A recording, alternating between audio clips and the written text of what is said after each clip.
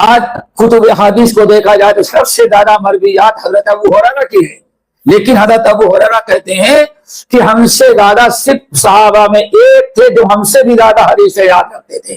لوگوں نے پوچھا وہ کون؟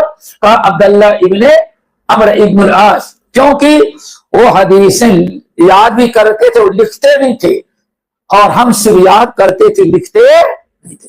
اس کا مطلب ہے کہ نبی علیہ السلام کے زمانے میں بھی حدیثیں لکھی جاتی تھی۔ یہ چکرالی منکرین حدیث جو کہتے ہیں 300 سال کے بعد حدیثیں لکھی گئی، یہ حق کو چھپاتے ہیں یا ان کے پاس علم نہیں۔ اصل میں حدیث نبی علیہ السلام کے زمانے سے بھی لکھی جاتی تھی۔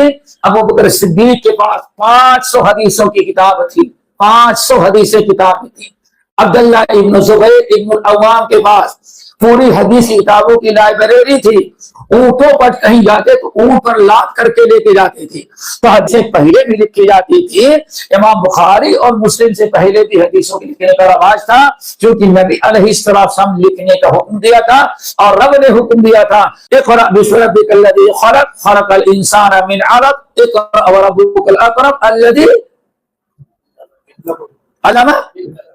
سب سے پہلی وہی آئی ہے، قرآن کے چند آیتیں ہیں، اللہ نے تو آپ کو لکھنا بھی سکھایا۔ علم بالقلم، ذرا سوچیں جس چیز کا حکم اللہ غار حرا میں دے، کیا امام بخاری تک اس آیت پر اس حکم پر عمل نہیں کیا گیا تھا؟ یہ سرفرے ہیں جو سر سید احمد خان کے انڈے بچے آج حدیثوں کا انکار کریں، وہاں سے شروع ہوا تھا۔ ہمیں اس سے ہوشیار رہنا چاہیے، حدیثیں لکھی جاتی تھی اور لکھنے کا حکم دیا گیا ہے۔ اللہ رب العالمین نے قرآن میں بھی لکھنے کا حکم دیا اور پیارے نبی نے کیا حکم دیا؟ قید العلم بالقلم، اے لوگ ہم سے جو علم سیکھتے ہیں اس کو قلم سے لکھ لو۔ قید العلم بالقلم، کیا نبی علیہ السلام نے جب حکم دیا قید العلم بالقلم، اے لوگوں علم کو قلم سے قید کر لو، تو کیا امام بخاری کے زمانے سے 300 سال تک اس حدیث پر کوئی مسلمان عمل نہیں کیا تھا؟ کیا خیال ہے؟ سمجھ میں آئی بات؟